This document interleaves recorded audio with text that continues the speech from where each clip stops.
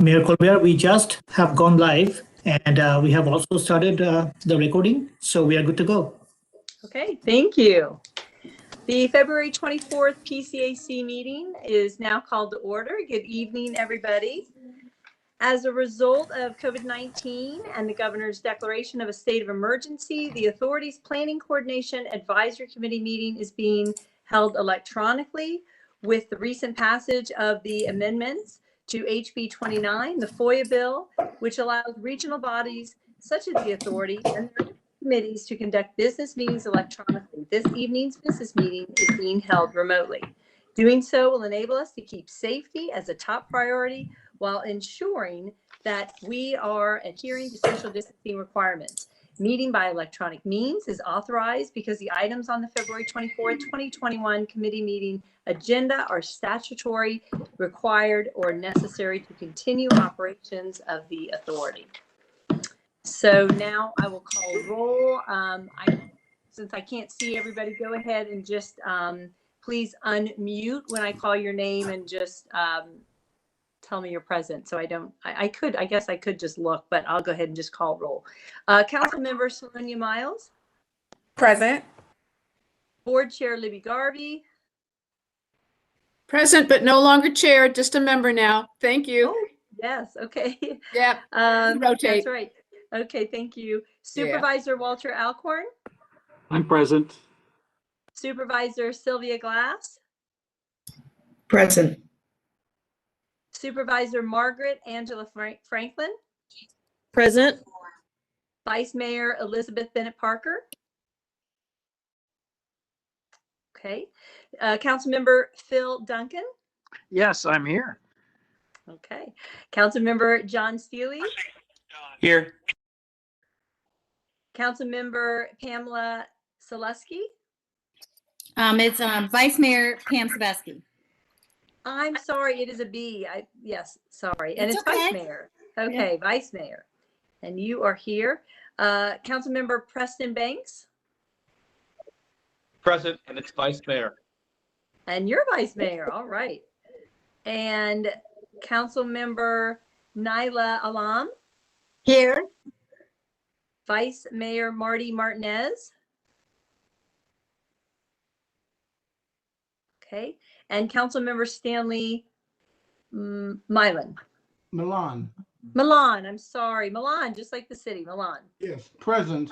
And you're present. Okay, excellent. Okay. The summary notes, if you all have looked at those, I was not here. I was thanking Councilmember Salonia Miles for leading that meeting, for chairing that meeting. Are there any amendments? Did anyone see anything that needed to be amended in those summary notes? Okay, all in favor, say aye. Aye. Aye. Aye. Aye. Aye. I will abstain since I wasn't on the commission at that time. Okay, all right, thank you. Okay, also we have a proposed meeting calendar for 2021. Usually it's the 4th Wednesday of the month, and if you all looked at that, you can see that most of those dates are the 4th Wednesday, no meeting in August. And it looks like November and December are just a little different because of the holidays. So if we could, is there anyone that that would like to comment on that, that does not like those dates? Okay, all in favor of those meeting dates, say aye. Aye. Aye. Aye. Aye. Aye. Okay, Aye. okay, thank you, everybody. So we'll now move on to the meeting, and the first item is the Transportation Technology Strategic Plan, and that is going to be presented by Mr. Jasper. Thank you, Chair Colbert, and good evening, members of the Planning Coordination Advisory Committee. Special warm welcome to our new members this evening. My name's Keith Jasper. For those who do not know me, I'm principal in charge of transportation planning and programming at NVTA. And it's my pleasure this evening to introduce you to a topic that we have not previously brought to your attention. So this is an information item at this stage, will become an action item possibly next month, but certainly not tonight. The draft transportation technology strategic plan is an initiative that's really evolved after we adopted the last update to our long-range transportation plan, which we call Transaction, and that adoption of that plan took place in October of 2017, and at that time we had looked at a number of technology, transportation technology related opportunities and evaluated those to some extent. But since then, Executive Director Monica Backman had the visionary idea to create a transportation technology committee, which serves as an advisory body to her on all matters related to transportation technology. And it's a committee that's comprised of public and private sector individuals, people from not-for-profit organizations, all of whom have a background in technology to some degree. And it also comprises 3 NVTA members as well, and it's chaired by Council Member David Schneider from the City of Falls Church. So the TTC has been, the Transportation Technology Committee has been helping us over the last year or so. Unfortunately, the pandemic got in the way a little bit, but helping us to put together what has become the draft Transportation Technology Strategic Plan. This will, just as it was effectively born from the last updates transaction, it will become integrated to some extent in the next update transaction, which is actually currently underway. So this is all coming together with very good timing, and we wanted to share with you where we are with this at this time. So Haroon, if you could roll on to the next slide.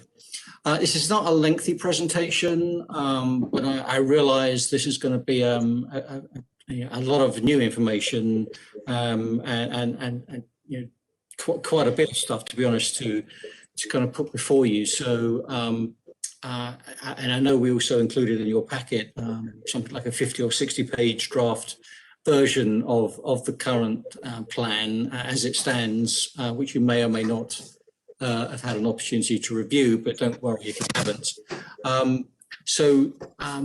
The thinking behind this is somewhat encapsulated in the first couple of slides of this presentation. On this slide, I draw your attention to the quote at the bottom from Klaus Schwab, who actually is the founder, I think chief executive of the World Economic Forum, and in that capacity he wrote a paper in 2015 and was republished in 2016 regarding the fourth industrial revolution, and the quote is really profound and highly relevant to what we're trying to do here. There has never been a time of greater promise or one of greater potential peril. And as the Transportation Technology Committee has kind of worked through this with us, it's quite clear that there are many opportunities that come with transportation technologies, but if we're not careful, there could be quite a lot of downsides as well that we'd rather avoid. So just just in context, the 4 industrial revolutions are listed here. Starting with water and steam, which enabled mechanized production, electricity enabled mass production, the electronic and information technology age enabled automated production, and now the digital revolution is not only transforming production, it's also transforming management and governance as well. So, and I think probably the pandemic has really highlighted, in many senses, the value of technology, particularly in our region, the ability for so many people to be able to maintain work from home and for businesses to continue operations with a very different scenario. And for that matter, I know it's been a challenge with the public schools, but they have attempted and I think been somewhat successful in trying to keep students' education moving forward as well. So if we go to the next slide, please. I will pause at a number of points during this presentation just to give you the opportunity to provide feedback. So I'm going to pause after this slide. But this timeline here on the left, you see timeline related to the development of the iPhone. On the right-hand side, you see a timeline related to the development of NVTA. And this is, I should say, we're not endorsing any manufacturer or any product here. It's just an example of the digital age. So in 2004 or 2005, Apple created this secret product development team to develop a computer that used a touchscreen instead of a physical keyboard and mouse or stylus, if you remember those Blackberries.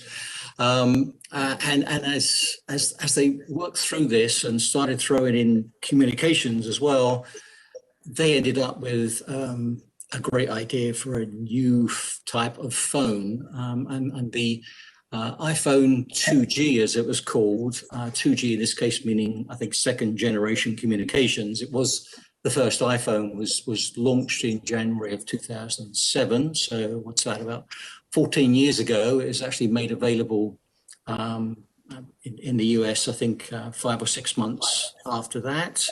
And about a year after that, they actually created the App Store. The App Store didn't exist with the original iPhone since Steve Jobs wanted to protect the user experience with the iPhone and not allow third parties access to put their apps onto the iPhone. But in the end, he relented, and 10 years later, the App Store as we know it now has or at least in January 2017, had 2.2 million apps, which essentially enabled the monetization of the system for Apple. And I recall that the apps to date have been downloaded something like 130 billion times.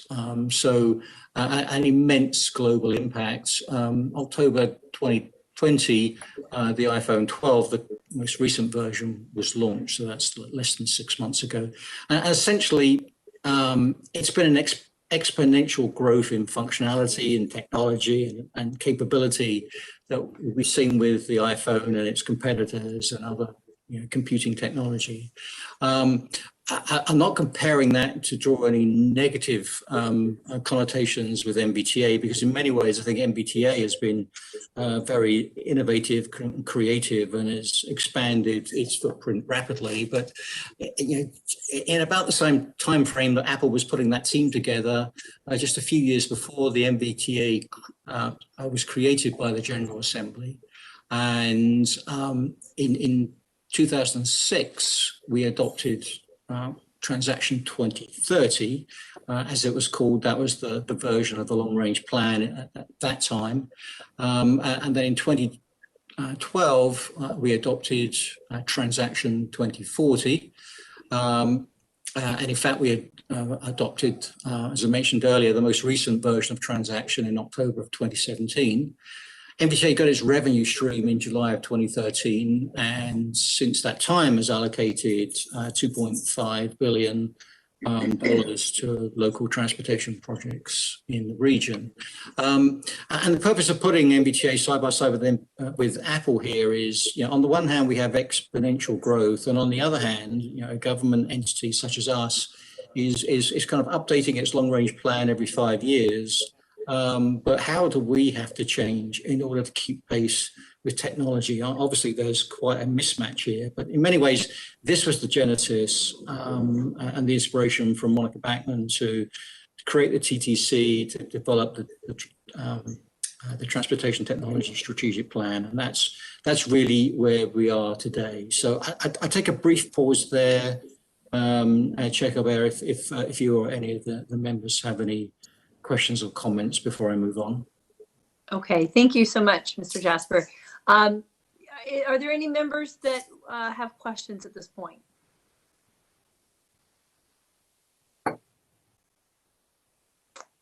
Okay. I don't hear anyone. I can't see. I still just see the screen, so I don't see any. So I think we can continue. Okay, great, thank you. Haroon, if you could just roll down one slide. So in this presentation, I'm going to cover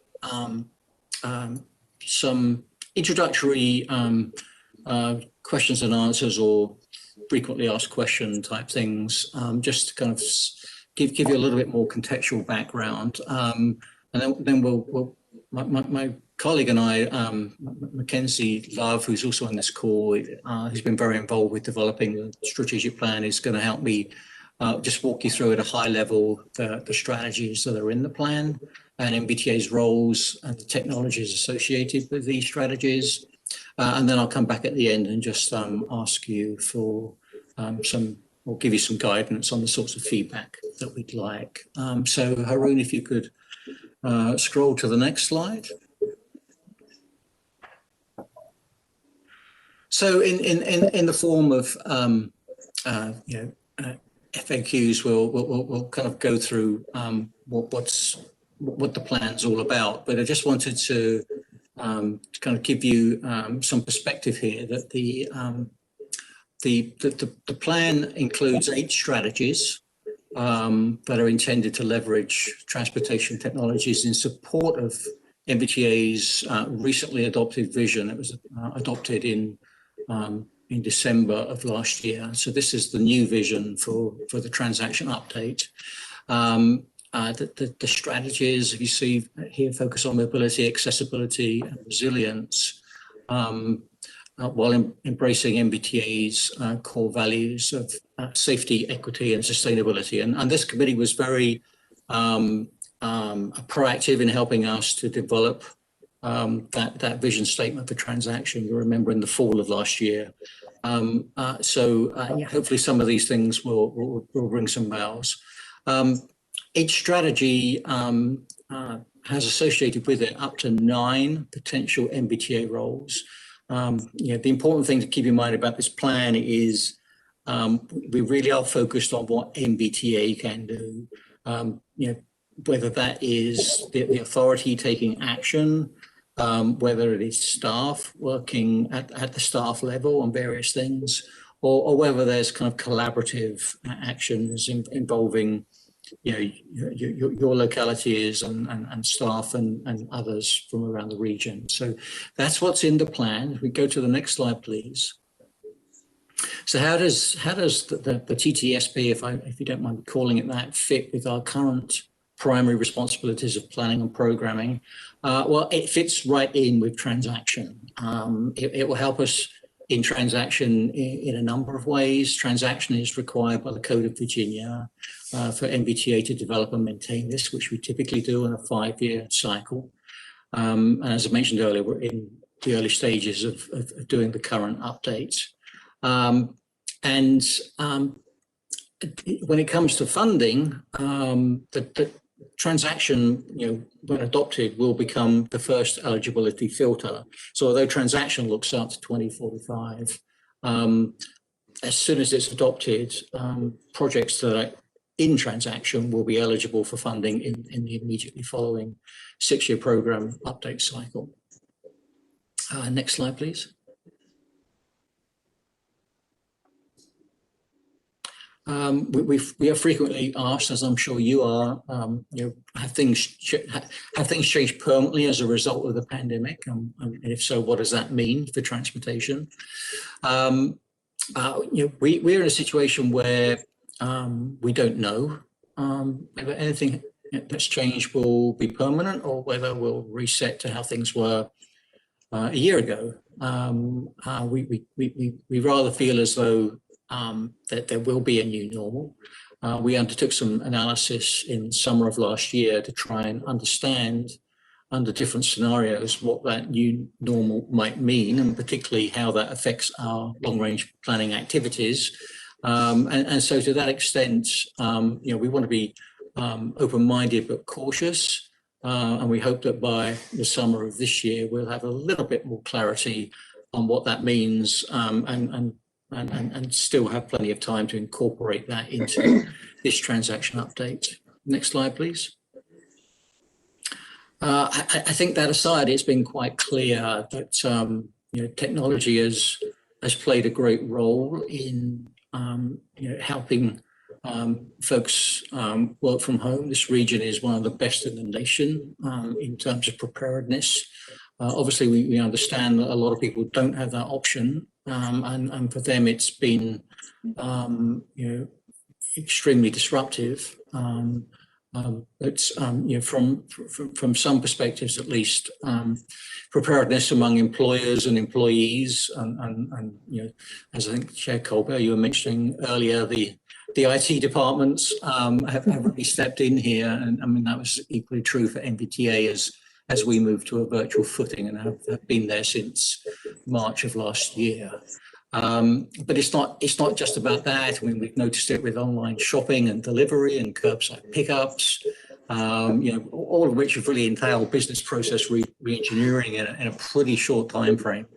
There have been some silver linings and quite a few negatives. And one of the ones we're concerned about is the impact on transit ridership.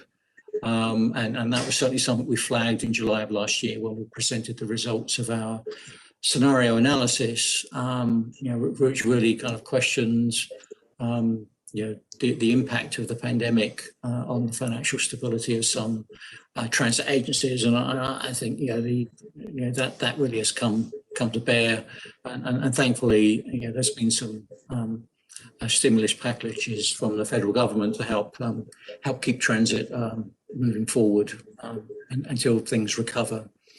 A challenge for us is going to be, capturing the silver linings and mitigating the negative outcomes, and that will be equally true with our approach to transportation technology. Next slide, please.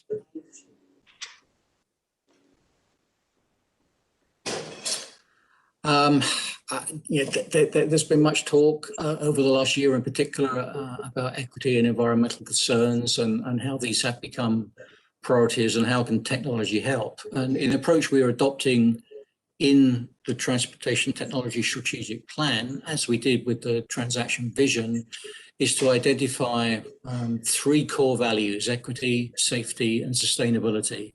And we've considered each of these core values for each strategy, so we understand how the strategies will support these core values, and if they don't, then what can we do about it?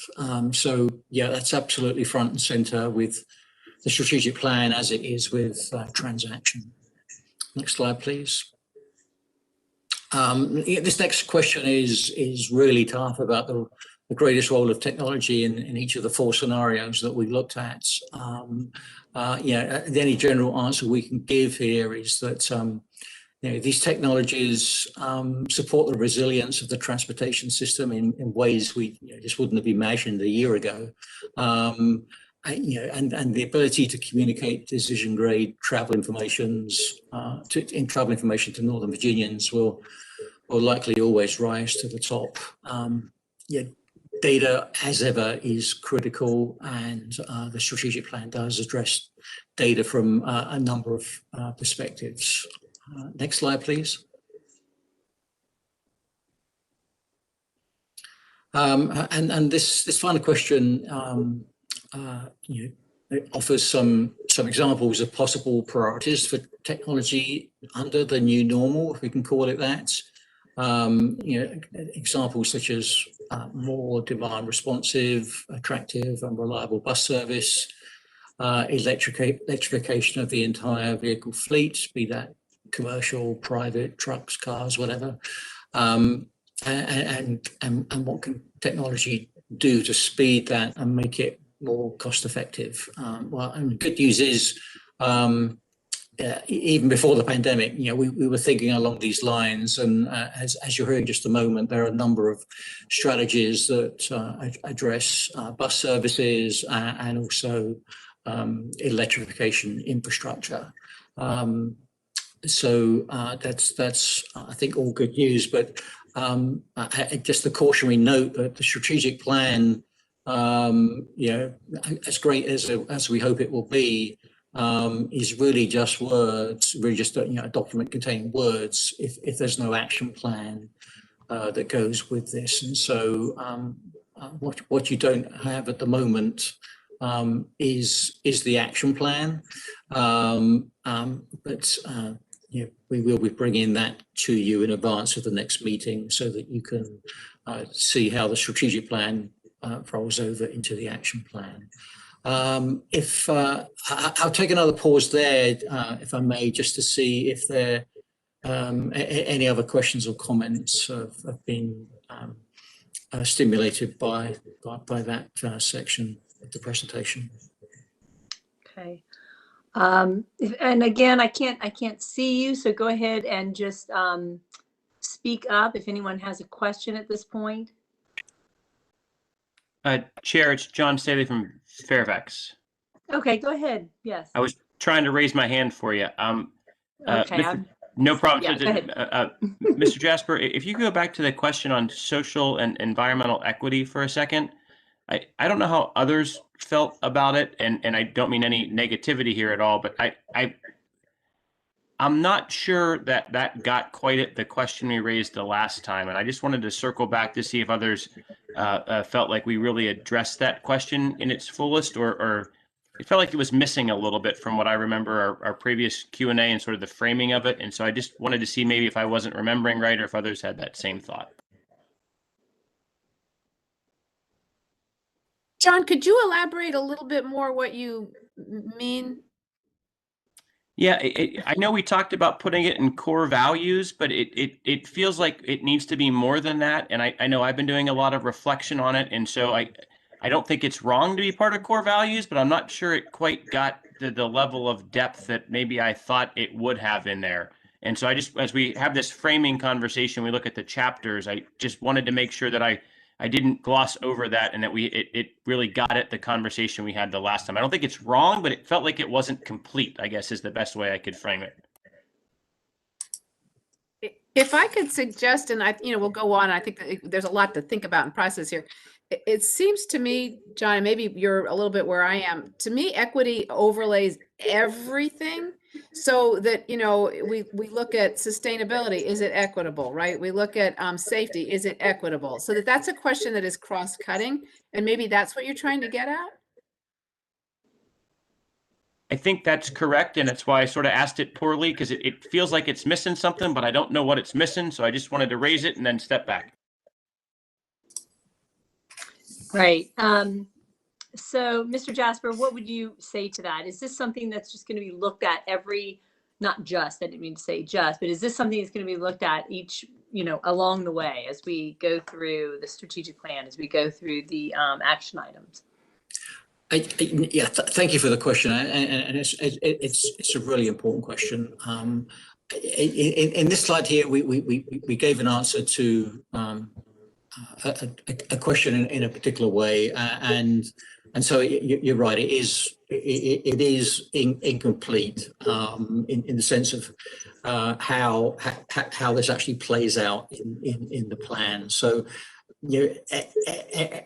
we consider the core values to be an overlay to everything that we do, but the 8 strategies, in addition to being an overlay, the 8 strategies, to various extents, try to look at strategies in a way that supports the core values and addresses the core values. So it kind of becomes a part of the strategies as well as an overlay. I think that's what you'll see, a couple of slides down. And if you don't feel that it has adequately addressed that, then I would take that as an important piece of feedback that we will look at after this meeting to make sure is addressed in the next version of this document.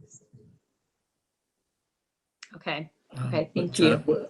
were there any other Any other or comments? questions?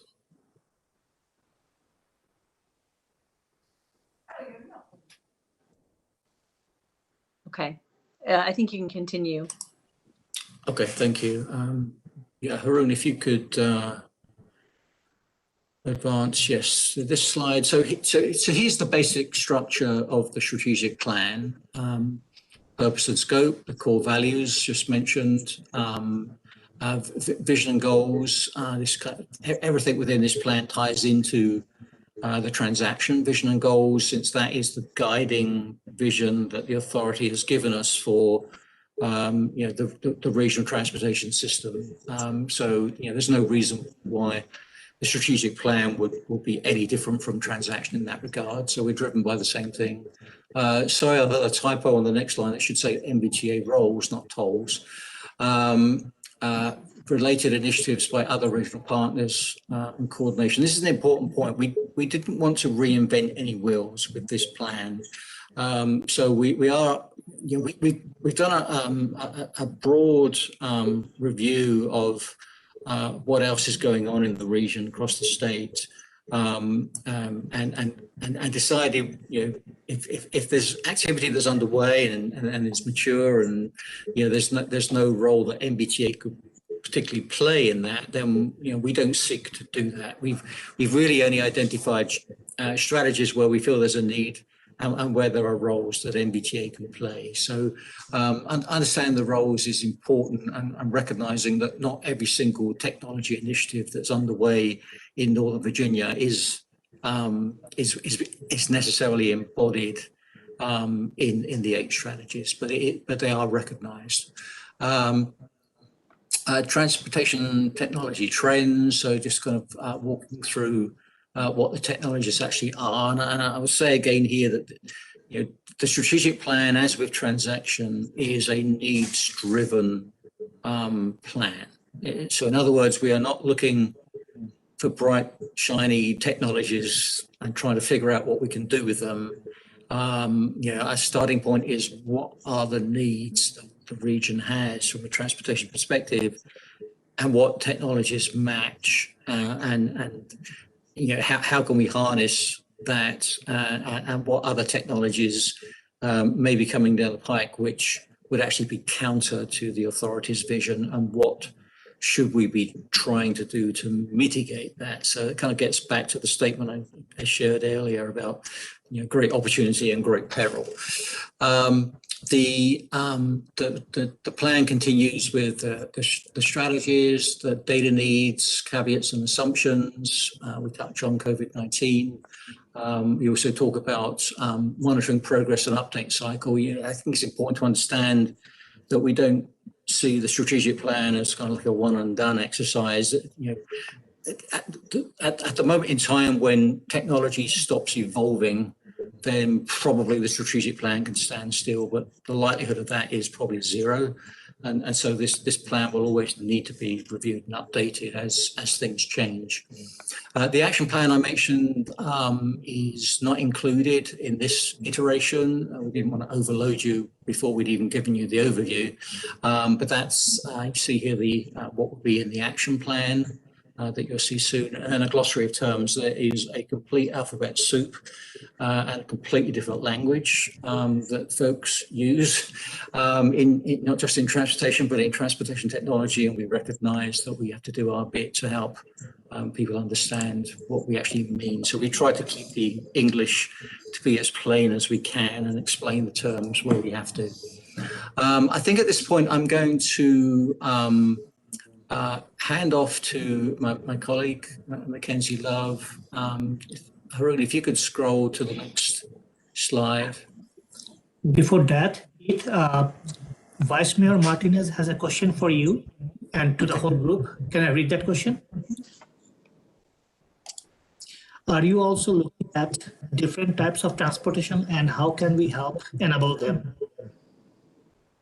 Sorry, can you repeat that, Haroon? It broke up a little bit. Sure. Are you also looking at different types of transportation, and how can we help enable them? Yes, we certainly are looking. As I say, it's a needs driven process. One of the things which we flagged fairly early on through our Transportation Technology Committee is electrification of the transportation system. And the importance of that, particularly to the sustainability core value. And as Board Member Garvey mentioned also how sustainability relates to equity as well needs to be considered. So certainly that's one example I can give you off the top of my head. And I think Mackenzie, when she speaks, will probably be able to give you a few more. And I see, there is a question there about electric vehicles as well. So hopefully that covers that. Okay, thank you. Okay, great.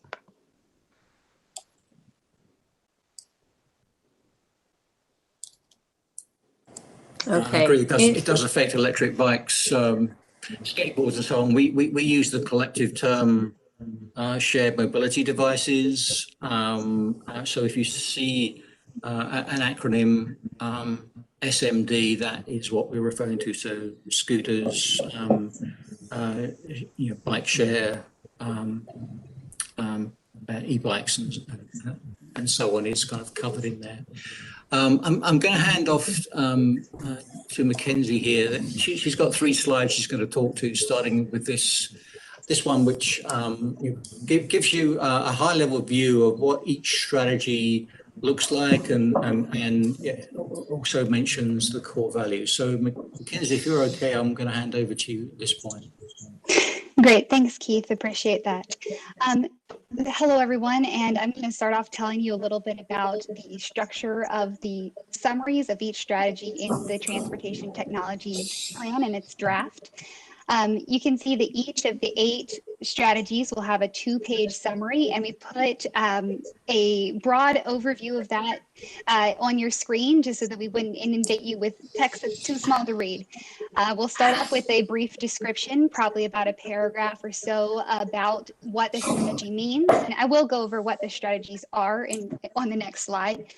Then we will provide how that strategy relates to establish NVTA goals, and then a table that looks at the relationship of NVTA roles to that strategy. And I'll go over those a little bit more in depth in a subsequent slide.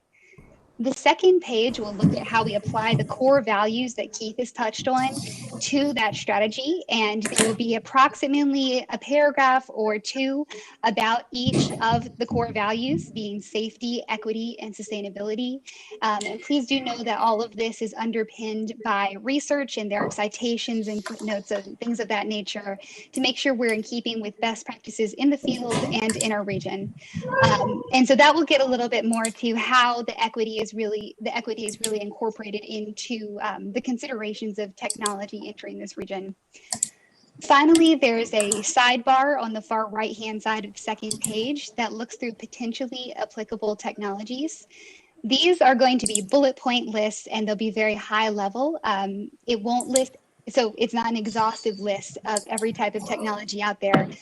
There's no way to keep up with all of the innovation that's happening in such an exciting way, but we did want to provide a good point of reference and make sure people have an idea of things that might come into play when we're considering this strategy. And I'll give you a few examples as we move forward.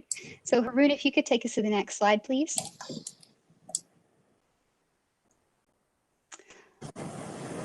Great.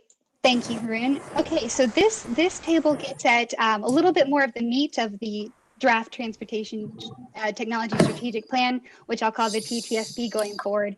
The first thing I want to do is walk you through the 8 strategies themselves, and then I'll talk about how they map to those roles that you see on your screen there. To go through the strategies, and I should note, these are not in any priority or chronological order. The numbers there are just to help us with easy reference as we move through presentations and documents like this. The first is reduce congestion, very much in keeping with NVTA's objectives. Next is maximize access to jobs, employees, and housing. Next is maximize cybersecurity and maximize privacy for members of the public, followed by minimize potential for zero occupancy vehicles. And just for quick reference, that's a future possibility regarding autonomous vehicles. I can explain more in just a few minutes. Number 5 there is develop pricing mechanisms that manage travel demand and provide sustainable travel options. 6 is maximize the potential of physical and communications infrastructure to serve existing and emerging modes. Quick explanation here, physical infrastructure could be things like we need to make sure there are sufficient markings on the roads to empower the connectivity necessary for autonomous vehicle travel. And communications infrastructure might be making sure that there is a robust communications network that allows vehicles to communicate, to interact with infrastructure, like a roadside unit that can allow those vehicles to talk to things like intersections or stoplights, what have you, or allow for mobile apps that might help optimize the transportation network to be active across the system. We need to make sure that there's a robust communications ability in the region to empower those types of options. Number 7 is enhance regional coordination and encourage interoperability in all systems. That could be coordination on the planning level or ensuring interoperability for things like transit signal priority and many other options, just making sure that there's a seamless travel experience as our citizens move across jurisdictional boundaries, and so that our jurisdictions can work hand in hand together. The last strategy there is create a network of charging infrastructure for use by private and fleet vehicles. And that's where we get into electric vehicle and charging infrastructure. So as I mentioned, the 2-page summary will go into how those 8 strategies relate to up to 9 roles that NVTA can play in pursuit of a strategy. And you can see them on this screen. So these little check marks give you an idea, and I understand that's a very high level view. We go into more detail in the draft documents that you've received. But just to give you a little bit of background, we've divided the 9 roles into 3 categories. The first is roles that would primarily be played by the authority themselves, such as funding, policy, and advocating. The second group is shared roles, and those might have responsibilities for both the authority and or NVTA staff. And those are things like championing causes, facilitating, or acting as a stakeholder. And then the third group is NVTA staff roles, I should specify. And those include things like planning, education, outreach, and serving as an observer. An observer really gets to those situations in which there's no tangible action for NVTA to play in a given time, but that we need to make sure we're aware of the development so that we can take action in the future if need be. I will provide you an example of one of each roles in each of those groupings just for a background, and then I'll pause to see if you have any questions about any specifics. So under authority roles, an example of a funding endeavor might be considering adding a scoring metric to transaction that concerns itself with the goals of the TTSP. An example of championing under shared roles might be championing prioritization of forward-thinking infrastructure or modes in other planning efforts or initiatives in the region by either the authority members or NVTA staff, depending on what the context is. And then an example of the planning role, which falls under NVTA staff, would be encouraging and indeed working on using the TTSP itself to inform the next iteration of transaction. And I know Keith mentioned that we're beginning the work on that now. So we want to make sure the two are in harmony with one another. I think that gives a good springboard for understanding this, but I do want to pause here and see if you have any questions about the strategies, how they relate to roles, or any of those check marks you see on your screen. Madam Chairman. It's Supervisor Alcorn, Fairfax County. Okay, I'll go ahead and just speak. I think I have the floor. It's hard to tell. First of all, this is awesome. This is fantastic. Thank you, Mackenzie. Thank you, Keith, for doing this. Just a couple of suggestions, and I know you're not really asking for that tonight. You're trying to just introduce it. But on the strategies, I would really encourage you to think about a strategy around climate change and energy efficiency as well. Certainly, given that transportation is the top contributor in our region to climate change at this point. We're going to get away from that eventually, but love to see that be a major strategy over the next decade or two anyway. And then the other thought is you had that excellent strategy about develop pricing mechanisms, but as somebody who has to vote on a budget, I'd also love to see cost maybe more explicitly included as a strategy.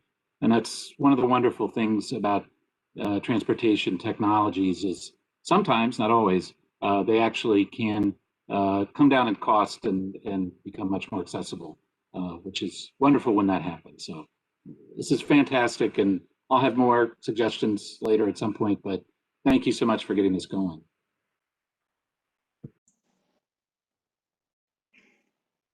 Thank you, Supervisor Alcorn. Just to follow up on a couple of those, first, thank you for the feedback. This is exactly the kind of thing that we want, and it's so valuable to making sure this is usable for the region. So any amount of feedback you want to provide, we will take it. To expand on your point about climate change and energy efficiency, we touch on that in the application of the core values under sustainability for each of the strategies. But please do let us know. We will certainly keep that top of mind and let us know if you see any gaps, and we'd be happy to address those. In regard to the pricing, that's a great point. We'll look into the level of detail that we go into on that strategy. And I do want to point out that we do touch on the equity implications and making sure that we approach this in an equitable manner in the current drafts. Fantastic. Thank you. Pleasure. Thank you, Supervisor Alcorn. Sorry, I was muted. I didn't hear you. Chair, it's Yes. John. I just wanted to say I should have waited on my question. The fact that you have equity in the outline makes me a lot more understanding it. So sorry I missed it in the read ahead. I now understand how it fits together, and I know why I was confused. So thank you for letting me ask the question. I think you've got a good way for us to look at it in further depth. Okay, great. That's super. Okay. All right, go ahead and continue. Does anyone else have any other questions? I don't see any in the chat.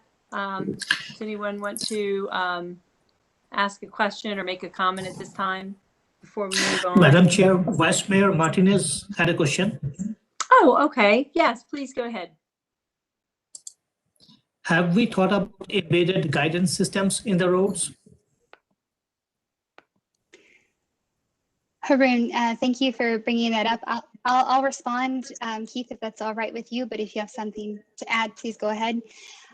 So in terms of guidance systems, the way we embedded in the roads, the closest way that we've approached that in the current drafts is considering the connectivity between cars and the infrastructure. And a lot of times that's talked about in reference to fully autonomous vehicles, but the connectivity can also benefit vehicles that are anywhere along the scale of automation. So you can have things like connected braking systems that look at weather information that they're receiving from their surroundings and use that to activate emergency brakes when necessary, even though the vehicle might not be fully autonomous yet.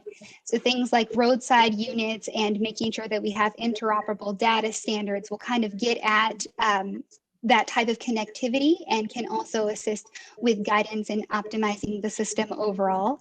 I hope that answered your question. So please let me know if there's something outstanding. And Chair Colbert, if I could, this is Monica. Yes. I know Yes. that VDOT was undertaking some pilot programs where they were, especially on 95 in conjunction with Virginia Tech a while back, looking at some sort of embedded guidance on I-95. I'm not sure what the status is of those, but we can definitely circle back. So these are things that they, well, I shouldn't say things, but this is something that they are exploring. And I know that they were doing some test analysis. So we can circle back with VDOT to get an update on where they are on that. I know they were trying to work out some of the kinks, if you will. And I know in some of the tests they had people with vests on, and they were putting sensors on the cars, but also having embedded technology, if you will, in the asphalt. So we can circle back. Oh, wow. One of the things that I was also looking at is wireless network along a closed wireless network along the interstates that has we all have connectivity now on most of our cars that could easily connect to a wireless network on the interstate, which could give a lot of information on all kinds of metrics, going back and forth, traffic densities, etc. So, I'm always trying to think outside the box and what could help us with technology being what they are. And with the fact that we're going to have zero occupancy vehicles driving that are basically cargo, or we're going to have the zero driver, which means it's going to be cars are going to be automated.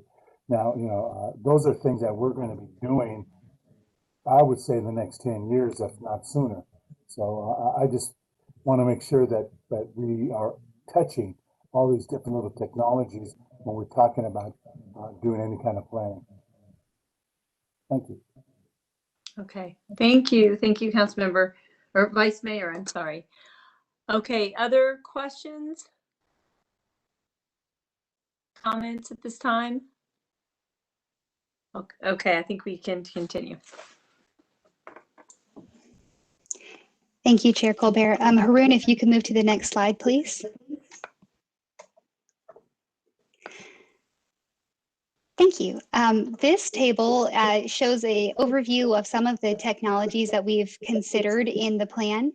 I should note that this is not an exhaustive list because there are so many innovative things happening in the Commonwealth and across the country. So we have grouped the technologies into larger buckets that you'll see across the top of your screen there. And then down the left-hand side, you'll see the 8 strategies again.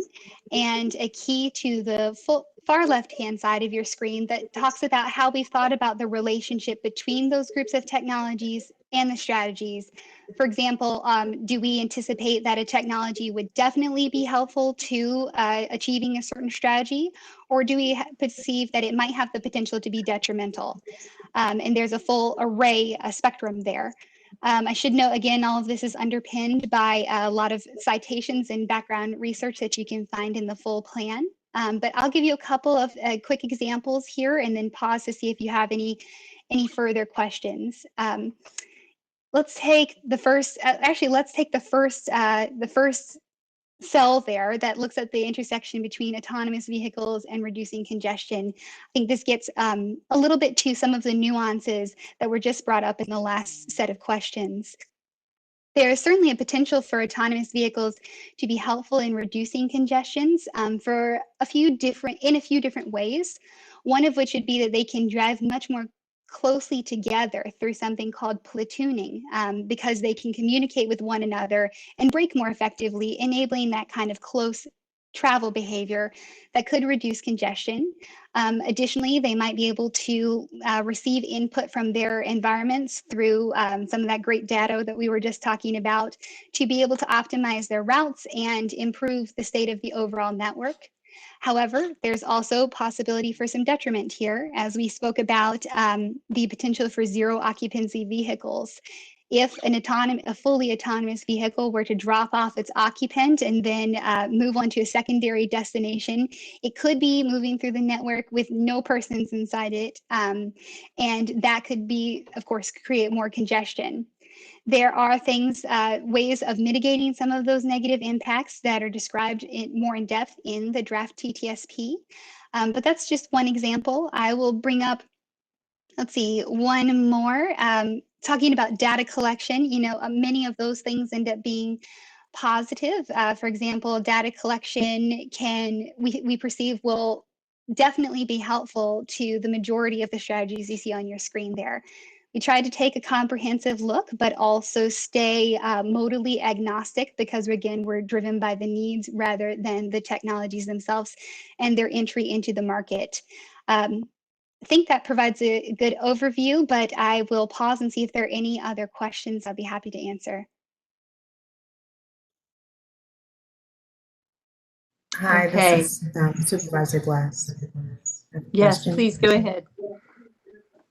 Okay, I was thinking, so when you talked about autonomous vehicles and driving on the road, I was thinking of vehicles that may be older model and may not have the updated technology to, you know, to interact with cars. So would these autonomous vehicles, would they be in its own lane? Would it be interacting with, you know, with other cars? How would that go? I believe that is something that is yet to be seen. There's a potential for several different cases to develop, and as to how those autonomous vehicles and non-autonomous vehicles would interact with one another and in which space. And that's something we need to start proactively planning for now. So those types of transitional concerns are touched on in the draft TTSP. For example, we note that autonomous vehicles may be more costly, and so it might take time to transition the fleet from from our current status to a fully autonomous. And in that interim, you have both potential for both to interact on the roads.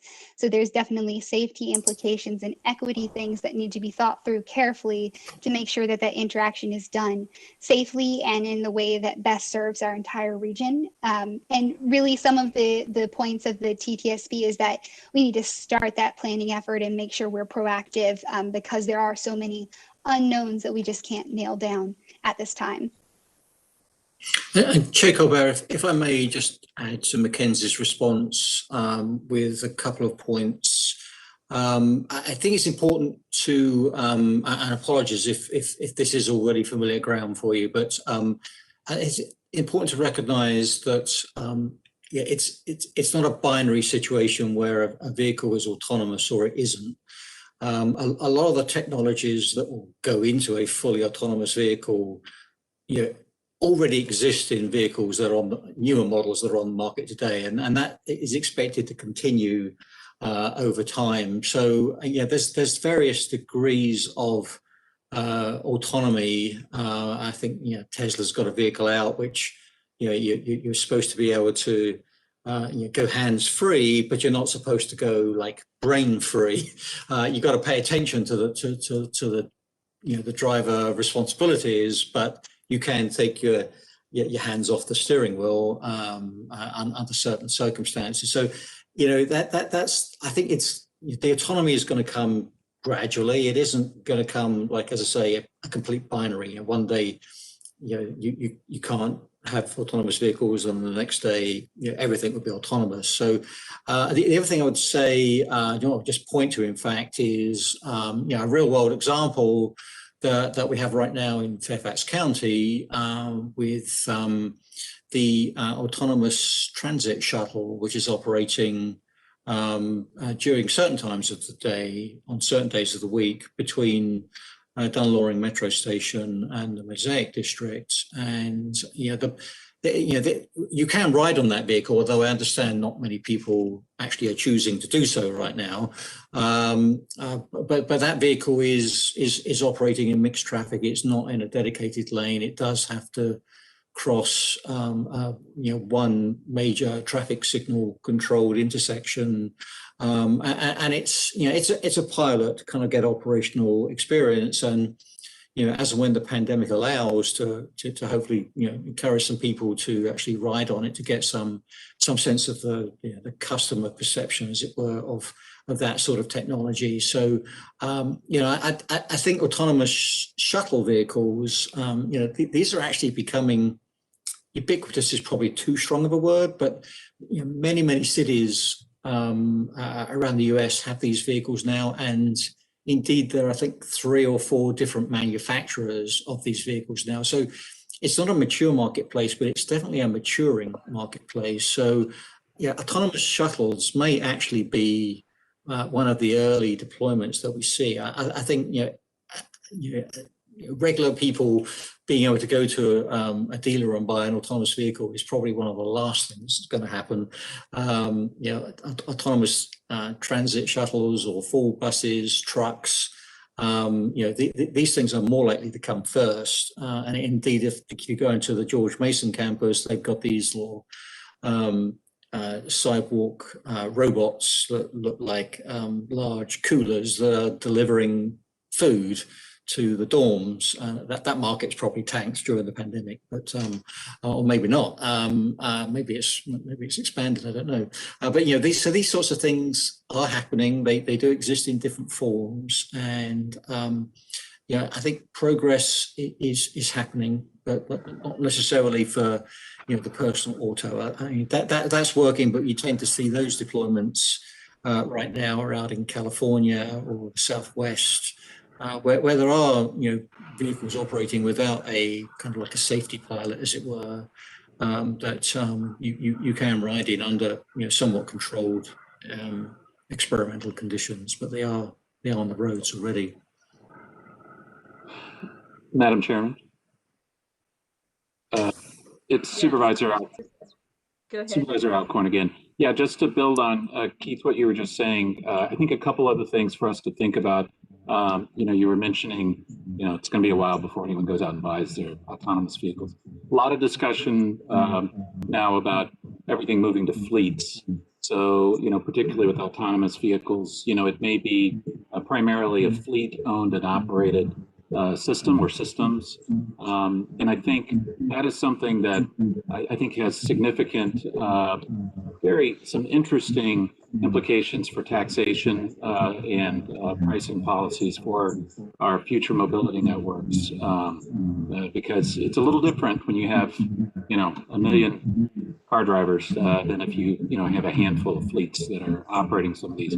The other thing I would, just another example, like drones is listed on this chart.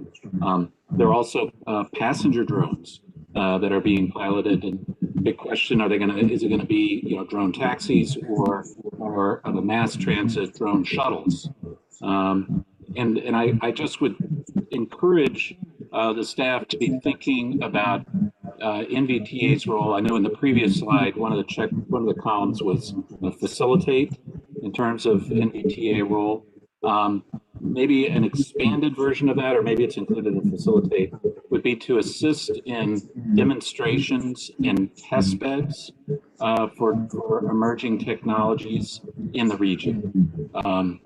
You mentioned the Mosaic District autonomous vehicle. That's great. I'm really excited about it. Got one in Reston coming fairly soon. But honestly, we could be doing a lot more. And I would love to see our region be more at the forefront of the demonstration and figuring out these technologies and where they work, expanding early. So thank you. Thank you, Supervisor Alcorn. Those are great comments and good discussion. Very interesting. Anyone else with a question or a comment? Okay, let's go ahead and continue. Mr. Jasper or Ms. Love, whoever has the floor. Thank you. I think the next slide is mine, and I think it's also the last one.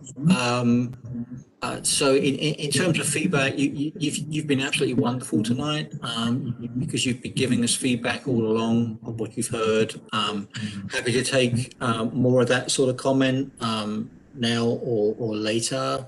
I realize that it's probably unrealistic and optimistic on our part to expect you to sit down and plow through that huge document, which is quite detailed and small print. And so I think these high level thoughts, have you included, have you thought about kind of questions are just as valid. So feel free if anything comes to mind to let us know.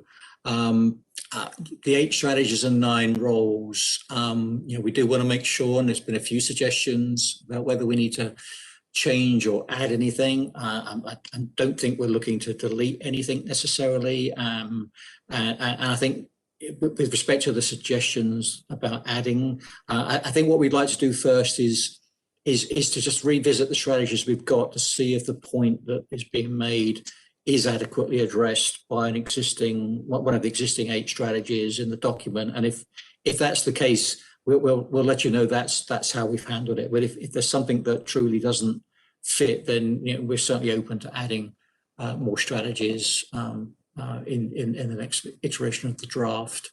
One thing that's helpful for us, we're working with committees like the PCAC and our technical advisory committee, staff committee, next week our planning and programming committee, all of which bring a different perspective. But are there others outside of the NVTA insider world who you would encourage us to reach out to get another different perspective? Because we certainly want to take account of things, and we don't profess to have anything like a monopoly on good ideas. In this region especially, there are lots of tech savvy people who do have out of the box ideas, and we'd like to hear them if they're appropriate. So if there are any that you can suggest that we reach out to, or you can introduce us to, we'll be happy to follow up on that.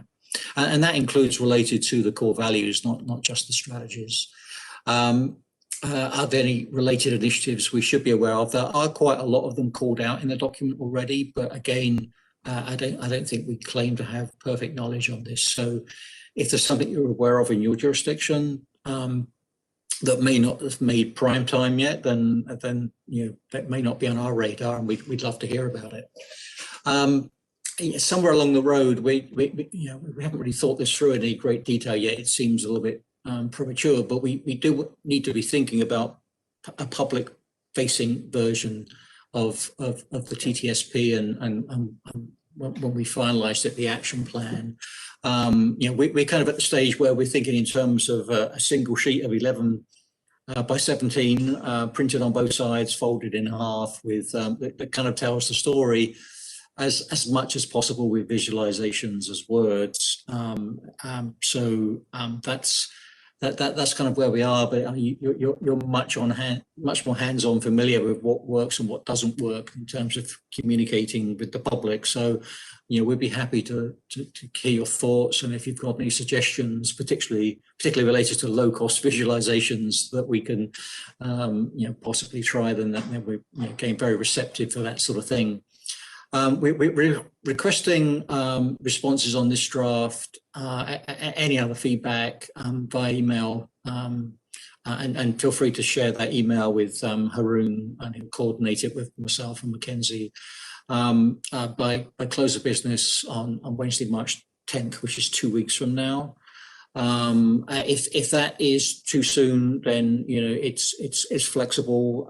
But if we want to kind of set a limit on it, otherwise leaving it open-ended means it probably won't happen. So we've set that deadline if that is going to work for everyone, and we will share the action plan, as I mentioned earlier, before your next meeting on March 24th. And one thing I would also say, I'm delighted that so many of you have registered for our annual roundtable event, which is coming up on March 10th, 2 weeks from today.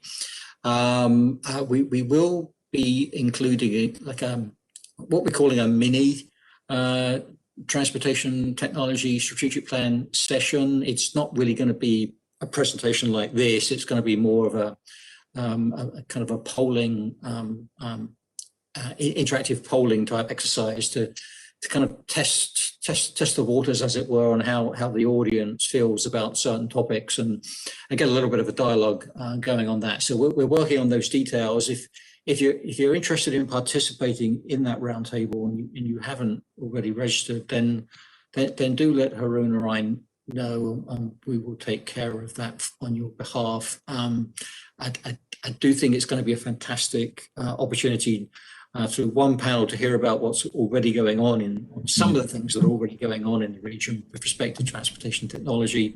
We have panelists representing Alexandria, Arlington, VRE, and DRPT.